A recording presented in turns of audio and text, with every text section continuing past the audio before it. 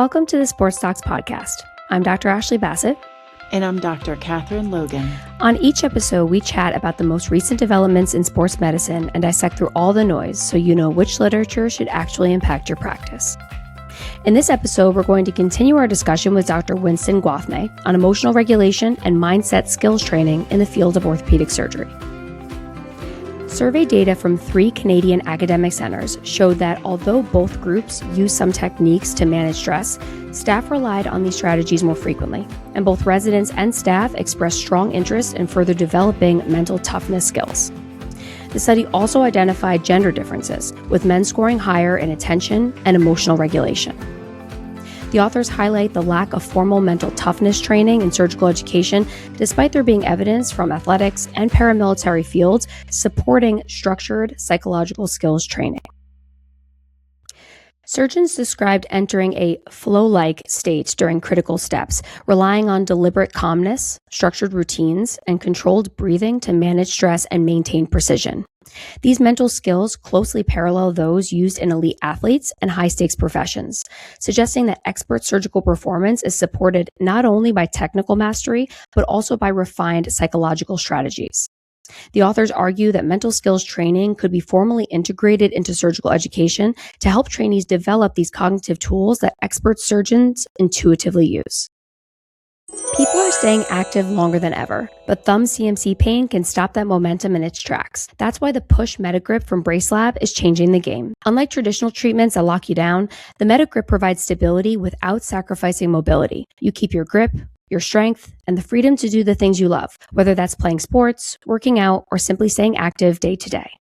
Expertly engineered in Europe in collaboration with a world-renowned hand therapist, the MetaGrip has become the gold standard in thumb CMC care, helping people not just manage pain, but to keep moving with confidence. Learn more at bracelab.com. Clinicians, you can request a free sample by emailing samples@bracelab.com and mentioning the Sports Docs. If you're looking for a trusted name in osteochondral allograft transplantation, look no further than JRF Ortho. With a stellar track record and a reputation as the leader in fresh osteochondral allografts, JRF Ortho is here to elevate your practice to new heights.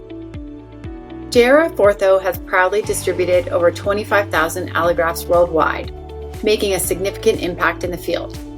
Their passion for this industry goes beyond the numbers. It's about helping patients and fulfilling their mission of improving people's quality of life. But that's not all. At JRF Ortho, they understand that superior customer care is crucial. They aim to give you one less thing to think about so you can focus on what matters the most, your patients. And they make ordering JRF Ortho easy. They're committed to accommodating your needs, delivering allografts on your terms. You're in control. Choose your scheduling option, whether it's specifying a surgery date, providing a date range, or just requesting the earliest available allograft. Your preferences are their top priority, so prepare for success. Order with JRF Ortho and take control of your orthopedic journey. All right, so we're going to jump right back in. So that 2021 article about mastering stress compares surgeons to elite military teams and athletes, which we kind of touched upon last episode. And they pointed out that these groups train stress management formally, but surgery doesn't really do this. So you work with UVA athletes. What kind of parallels do you see between high-level sports psychology and surgical psychology? Well, it's funny. We actually have multiple sports psychologists who work with their athletes all the time. And they do all this coaching. They do how to handle the training, everything, every single aspect of it. And so from my standpoint, as a program director, I'm like, how do we integrate psychology into the training of residents? Because it's not all happiness and joy going through 5 years of orthopedics. In fact, some of the darkest nights of my life were PGY2, trying to get through my whatever it might have been. And so I think the psychology of it is something that we really need to start understanding. And so I did have a struggling resident a couple of years ago. He had the yips, and the sports, so the yips in sports is like a pitcher who can't throw it to first base or something like that. And it's just like, they know how to do it. It's in there, but the patterns that happen and gets into their brain. And I swear this resident had the yips. And so I actually coordinated with my sports psychologist to meet with them, and he worked through this problem with this resident like he was an athlete. Yeah. And to this day, I was like, well, I like that. I thought that was like a really one way to do it. I can't just do that routinely because the sports psychologist has his own job. But for that moment, I thought it was really valuable. And it almost made me think like we should build this or integrate this into our system more routinely. But it's just hard because your residency programs only have that type of person. Yeah. That person, in my mind, needs to be me or the faculty member or the coach. And the correlation, Catherine, between the athletic team, the residency is I'm the head coach. And I got 25 athletes on my team, and I got some interns who are basically like incoming freshmen, just off the high school, football team, and now they're trying to like make it in the big leagues. And I got my chiefs, my team captains, and so like I have these different people at different levels of their training, and so I'm trying to coach them through that. Yeah, I love that, and I still remember there was an article that has always stuck with me with where we trained. Gwathmey was there. So every once in a while you get like the privilege of seeing Atul Gwathmey do the grand rounds or, whatever. And he was writing so prolifically in the New Yorker at the time. But there was one of the articles that he came out with was how every surgeon needs a coach, and how you go through all this sort of training and then all of a sudden you're sort of out there. You don't have anybody who's sort of guiding you or having those touch points. So I think there's so many parallels between being an athlete and being a surgeon. And, if we think of the OR itself, as like a performance environment, you got your lights, you have your like time pressure, there's a clock, and there's unexpected things, it all makes sense that there's like parallels there. So I also want to touch on, do you think we should be teaching residents pre-performance routines? Like if you're in locker rooms all the time, you look around and, one athlete is like, journaling, another athlete is listening to music, they have their routine, they know what works for them. Like, do you think we should be doing that as surgeons or maybe do that yourself? I do think that pregame routine, visualizing the steps of the surgery in your mind before it happens is key. So one of the things we have to do though is we have to figure out, so residents at some point, their hands are being held during some of these cases. You have to turn over the knife to them and give them some autonomy in order for them to understand how important the pregame might be. And the resident who learns how important the pregame is when you hand them the knife and you realize they haven't visualized the surgery in their mind ahead of the time. So I think that for me, currently, like I have 7 cases tomorrow. 2 or 3 of them are pretty routine. There's a couple that are more challenging. And tonight, after this podcast, I'm going to, in my mind, go through all the steps in my mind and make sure that I can visualize this. I think an athlete, the Tom Brady's of the world, they visualize every play they're going to play, the throws they're going to make, the defenses they're going to face, and prepare for those types of things. And so I do try to work with my residents on understanding that when it is their time to shine, they're going to have that pregame visualization in their brain going into the surgery. I love that. Yeah. So now let's shift to talk about mental toughness, something you mentioned at the start of the last episode. So the 2019 article from the Canadian Journal of Surgery asked the question, is there room for improvement as it pertains to mental toughness? So the authors basically argue that surgeons rely heavily on rugged individualism and not always in good ways. So how do you define mental toughness for modern surgeons? So yeah, mental toughness is tough. I think that all of us want to appear tough up front. It's important to, as a surgeon, you have to be the pilot of the plane, the captain of the ship, and your toughness, your grit, whatever you want to call it, is going to, I think, permeate through the entire team. So, how do you express? I'm trying to figure out how to answer your question. I do think that toughness is learned and acquired over time, and it's acquired through those types of experiences that make you tough. You actually have to. And we talked in that last article about helpful stress. You have to have the stressful situations to build that toughness, and that toughness will evolve over time. You can't just wake up one day and say, "I'm going to be tough today." You have to actually have the experiences in order to develop that toughness. And so, for me, as someone who trains people, you have to put them in tough situations and let them struggle a little bit so they can learn these basic sort of toughness types of like just start developing that in their mindset in order to make sure they have it as they get into autonomy. Yeah, and I think it's that resiliency, that ability to adapt and know that okay, I'm going through something hard and I have to, as you're talking about, when something is challenging in the OR, I need to reset, pivot, maybe change my strategy or move back to a strategy I was at before where things started to change. But it's that sort of like ability to work through and remain calm through like that chaos, you know? So that article, like, it argues that like toughness is not just push harder, push harder, push harder. It's like really understanding, like, when do I need to adapt? When do I need to recover? Like, have I not been sleeping enough? Like, am I, starting to like push myself through a surgery that like I haven't had enough sleep for, all those types of things. But like, how do you teach like, okay, there's a certain amount of stress and toughness that you have to have, but you also have to be really smart in how you take care of yourself and make sure like you're getting that quote unquote athlete recovery in between. Yeah, I think you have to understand, when to push ahead and when to pull back, like you said, like, if things are going awry and you have the opportunity to kind of take a step back and pause, that might be the smarter thing than just pushing through and putting a patient in danger, putting yourself in a more emotional turmoil. So I do think you have to understand your limitations and what you can and can't do. All of us want to be, heroes and do everything. I mean, I've had cases where I get to a point like I'm not sure that I'm the right surgeon for this case, and so maybe, I mean, it requires swallowing your pride, but maybe you don't try to push the envelope to the point where you create a problem you can't get yourself out of. So that's intraoperatively. Yeah. I do think that, and maybe this is the wrong answer, but I do try to compartmentalize in my mind. I don't like to bring things home with me. Mm-hmm. I try to like have like my surgical brain over here and then like my family and my, all that stuff, and just kind of like, I don't want to say wall it off, but just make sure I don't bring that stuff home with me, because the best place for me, at least to regroup and to like regain my purpose is at my house with my family and with my dogs. Mm-hmm. And then just realize that's where a lot of like your emotional like center comes from. And then you can fight again another day, Yeah. But if you let that stuff build and build and build, you're going to talk about burnout. That's like beyond burnout. That's going to cause like an eruption.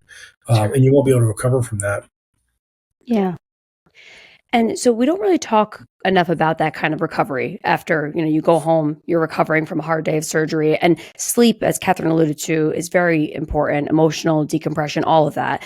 But residents, they have 5 years to learn a lot, right? And a lot of this is on call. Some places have night floats, some places don't. So how are residents supposed to navigate this? I need to learn so much. I need to accomplish so much. I need to be in it and be sleep deprived, but then also take care of their well-being. Like, are there any strategies or changes that you've seen develop over the years that allow residents to kind of do both?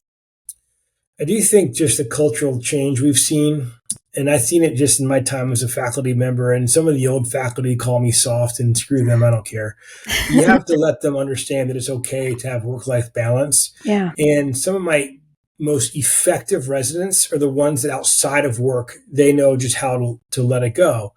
And I see the picture on Instagram of them hiking on mountaintops, and you're like, wow, this person gets it. This person is a fantastic clinician, a fantastic surgeon. They're getting it done. But when it's their time, it's their time. And we have to make sure they know that's okay. Now, I don't do a great job because I tell my ones and twos, it's a fire hose.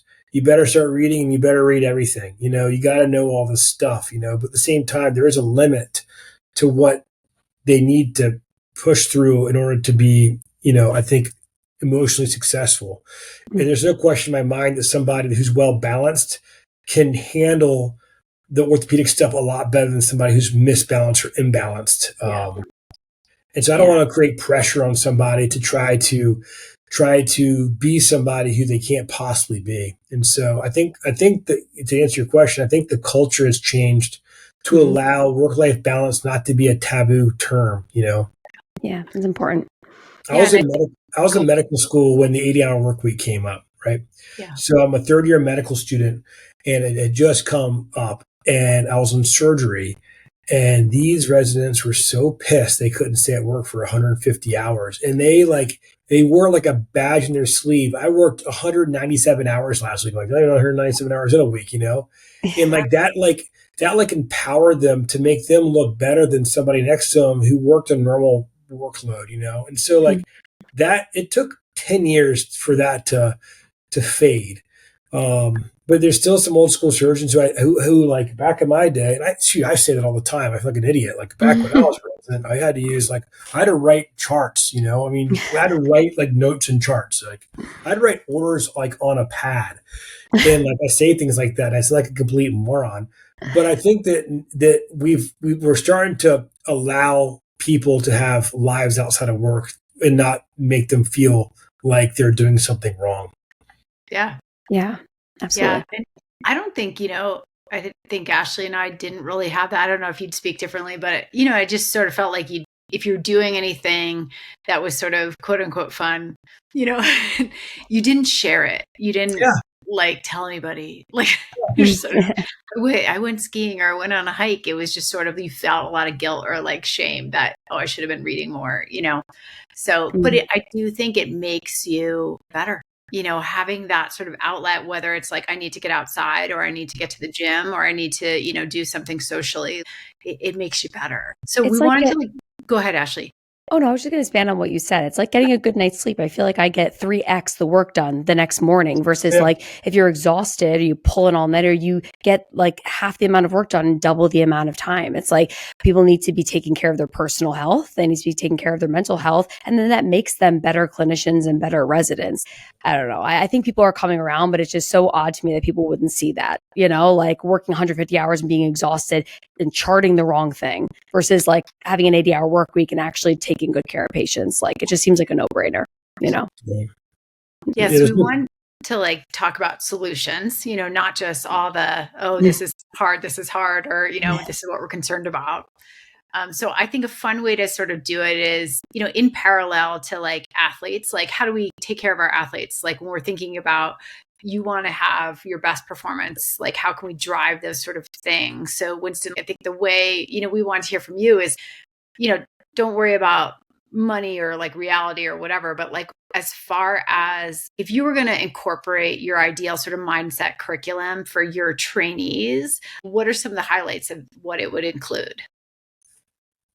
As far as creating a curriculum designed for like a longitudinal, like almost like wellness, like, I understand. So like, I think it would include things built into the actual didactic schedule in which we either bring in, I think a lot of it is using your own faculty to some degree to kind of to share with residents their experiences and some of the trials and tribulations they've had developing their practice, developing their way around patients and handling those types of things, but also bringing in people from the university or bringing people from the community who are specifically trained in order to handle these types of things. These articles talk about military people and people who are in the police force and people who are in psychology.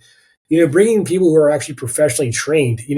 We're so siloed off in medicine that all we do is medicine. We suck at money. We suck at all this different stuff because we're so good at what we do. And I think that we really lose sight of the bigger picture. Is to be members of the society, we actually have to have an understanding of the world outside of just like ACL reconstruction. And so. I do think that our curriculum historically has been so focused on getting the book stuff into our brains and getting the skills into our brain that we really have missed out on some of the stuff. So I think a longitudinal curriculum would be routinely, either monthly or quarterly, having these types, either talks or panels or small groups or small table discussions and get people talking about their experience, maybe having fives and one, like PGY fives and PGY ones talking about their experiences and having that kind of reflection on what it's like to be a resident, what it's like to be in faculty, and then bring in some professionals from outside. That's what I would do. Yeah, I love that.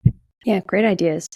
So the 2022 emotional regulation paper highlights how debriefing after an emotionally charged case or maybe an emotionally charged day reduces cognitive residue, which is essentially that mental weight that we as surgeons carry with us. So what do you think about incorporating structured debriefs? You kind of mentioned about getting PGY 1s and 5s to talk together. After a hard case, do you sit down with residents and fellows and talk it through? Do you think that should be something that we're doing? 100%. I think debriefing is so critical, especially when something has not gone according to plan, that if you leave a resident feeling like something went wrong and is either that person's fault or it was something that I think it's really important that you make sure that after the case, after everything is settled, You go back through and go step by step, like, what did we do right? What did we do wrong? What could we have done better? So that person isn't going to sleep that night just like battling their brain as far as, did I do something wrong? Did I have the wrong approach to this? Because for me, as the experienced faculty member, I have to be able to tell that resident, that fellow, that the plan, this is our plan, things, these are where the obstacles came from. It wasn't necessarily anyone's fault, but if this happens again, this is what we're going to do. You use the term residue. Yeah. I think it's a really great term that kind of stuff can build. Residue builds. And if you have all these negative emotions from things that go wrong and your faculty member doesn't like clean up that residue, it's going to build up, and suddenly you're not going to be able to function. And when the time comes for, the plan to be executed again. So every single time a resident has something that I don't talk about it in the moment, I usually wait till that evening, give her a phone call, and we talk about that case. And I say, what do you think? And I kind of get a sense what they think. I tell them what I think, and then we clear the air, and that residue has been cleaned out, and we can start again fresh the next day. Yeah, I think, that's that parallel to sports too, right? Where, you have a bad game, you sit down with your coach, you flush it. But it's like going through game film. It's okay. Like, things broke down, what can we do better next time? This is what we're going to learn from it. And it just, instead of it being like, oh God, that was terrible. Or I wish I'd done this. It becomes, oh gosh, I just learned so much. And next time I'm going to do this. And there's just so much, it's such a growth opportunity. So I love debrief and just spending that time. And, like you said, not hot in the moment, it doesn't have to be public and in front of everyone. And it can just be, let's chat about this later. And it's a great opportunity for growth. Yeah. I try not to ever, in the heat of the moment, I don't ever try to demean somebody or I might raise my voice. I might express some frustration, but it has to be very controlled. If you undermine somebody, not only do you make that, if the team no longer has, you can create an entire reputation for somebody just based on how you handle them intraoperatively or handle her intraoperatively. So, and you don't undermine them with their other residents or the staff. You don't be like, my God, Jimbo just can't scope a knee. Oh, he's gonna, you have to figure out ways to handle that in a more constructive manner, so that person who, as a faculty member, it's your obligation to get that person trained and through the program and into orthopedic surgery. But it's such a great club to be a part of. You want to get this person into your club, that if you don't walk down that path carefully, then I think you can really put that person into a bad spot.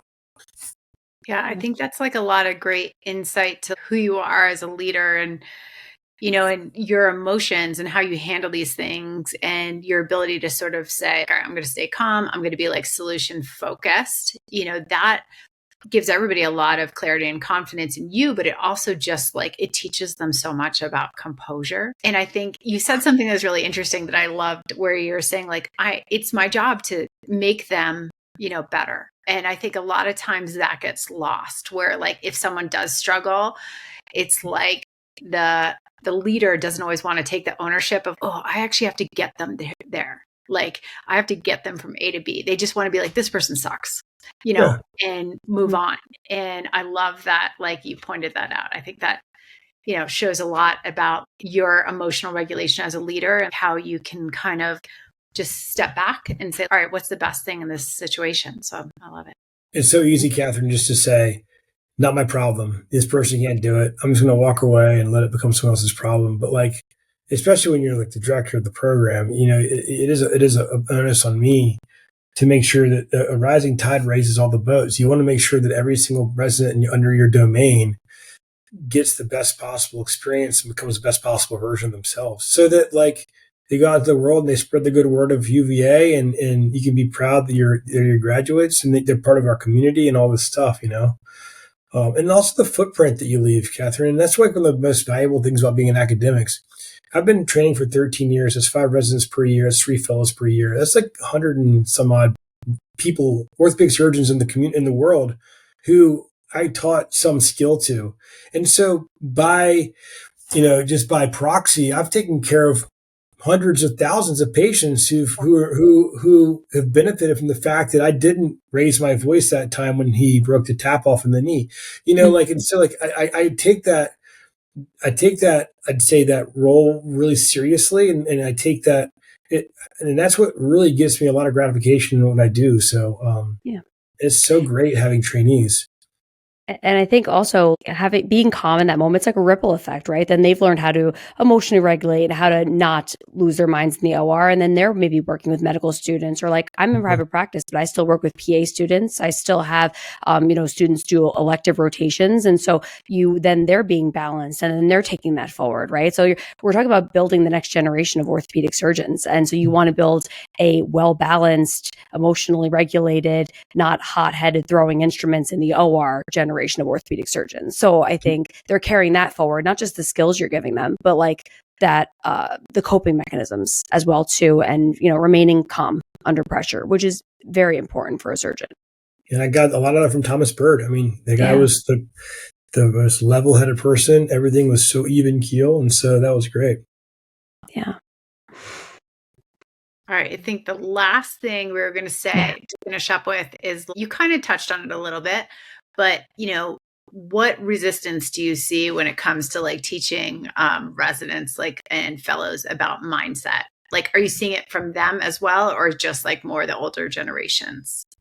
I don't like using generational excuses because, there's plenty of just world-class individuals amongst all generations. There's a bunch of people in younger generations. I think it's just a mindset. I think it's a mindset of the process that we're all in this together as a group, as orthopedic surgeons, sports medicine providers. We're all kind of like trying to achieve the goal of delivering excellent patient care. And we can do that also by providing excellent educational opportunities for our trainees. And so that's the mindset I try to instill, at least in the process we do here at UVA. And so as far as obstacles to that, I think it's people who don't see the big picture of how important it is for, I think people get kind of like in their own silo and they see only what they do, and they don't realize the footprint that they have. Not even people who are not in training programs, people who are in private practice, but the way they control their mindset is going to permeate through the entire institution where they might be. And all of us have heard these horror stories of hothead surgeons who bring negative attitude. You hear it from the reps, you hear it from the nurses, and you're like, how is that helping anybody? It's not helping anybody. Those are the obstacles I see, is that kind of behavior still exists, and it's still not I wouldn't call it normalized, but it's still not marginalized. I think we should promote a culture of tolerance, acceptance of emotional regulation, and just understanding that we're all in this together as a team. So I don't know how else to put. I wish there was a better way to put it, but we're all kind of trying. That's perfect. We all got to be swimming in the same direction for this to work. Absolutely. Well, I think that was very well put. Thank you so much for the insights tonight. This was fantastic. So I think our listeners are going to take a lot away from this. As we discussed kind of off recordings, we have a lot of medical students, residents, and fellows that listen to this recording. I think it's going to be really refreshing for them to hear this. They probably don't hear it at a lot of their programs. So thank you so much for sharing your wisdom here. Yeah, of course. And I do want, listen, this is, I think, an important thing when in this process we're all going through. All of us at one point were medical students. All of us were residents. We were all, again, just at different chapters of this career process we're all in. And so I think you need to understand what our role is in each of the different chapters. And so I always reflect. In fact, I keep my ID from when I was a medical student in my desk, just knowing what it was like when I was a third-year medical student, and I was terrified of everything, and I'm still scared of things. But I think all of us need to understand, that we're all kind of moving the same direction on this. Yeah, I love that. Obviously, we also talked off camera about our history goes way, way back, and it's been so nice to know you through the years, from when I was a resident and you were a fellow, and where I was applying to residency really was the first time. But this was such a joy and such an honor to have you on. And, I enjoyed this conversation immensely. So thank you. Just listeners, I tried multiple times to recruit Catherine to UVA, either as a resident or as a fellow. And this is the first time she's actually accepted on my invitations to be on her podcast. Well, shame on me. That's perfect. Thanks, guys. Thank you. Thank you for listening to this episode of the Sports Docs. We hope you enjoyed the discussion as much as we did. Make sure to subscribe on Apple Podcasts, Spotify, Amazon Music, and YouTube to stay up to date on all things sports medicine. If you like what you hear, please consider leaving us a review or a comment. You can also reach us by email at thesportsdocspod@gmail.com or find us on Instagram at thesportsdocspod. We love your feedback.